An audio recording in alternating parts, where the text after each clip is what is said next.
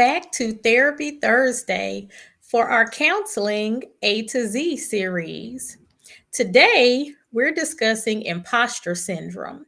And I see this a lot with my clients of all ages, especially those that are perfectionists or high achievers, leaders, and those who have moved to new environments or moved into new roles. And imposter syndrome is the persistent belief that you are not as good as other people think you are. It is the constant self doubt. So these individuals have real facts and real evidence based on their past success, but they look at their accomplishments and sometimes feel like they've been lucky or that they're not as good as people think they are.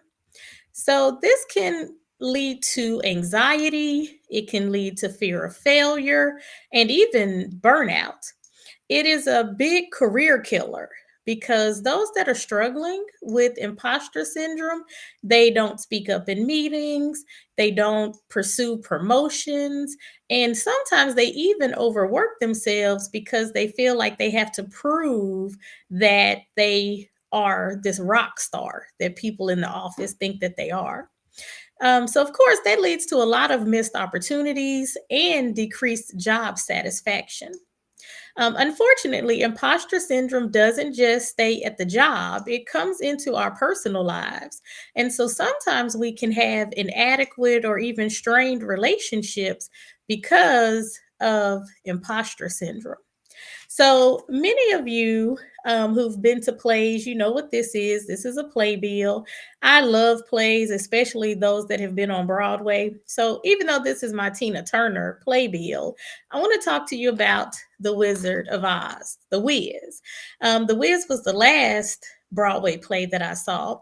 And if we think about The Wiz or The Wizard of Oz, whichever version you prefer, we can look at Dorothy, we can look at the Cowardly Lion, we can look at the Scarecrow. They all suffered from feelings of inadequacy. Now they wanted people's approval, and it was through this journey to Oz to see the wizard, to see the Wiz, that they discovered their strength and their true selves. So, luckily, you don't have to take a trip to Oz. You don't have to map out the directions. You don't have to go and see the wizard. You can contact a therapist. And a therapist is very helpful because we help you identify the root causes of those beliefs. We help you identify the negative thoughts that you're experiencing. And we help you develop a healthier self image because you now have a space to discuss the fears that you don't want to talk to anyone else about, or the fears that you don't even want to admit to yourself. So, imposter syndrome is common, but it doesn't have to take over your entire life. So, if you're struggling with imposter syndrome, consider reaching out to a therapist. So, I want you all to save the date for October 10th for our Therapy Thursday live stream.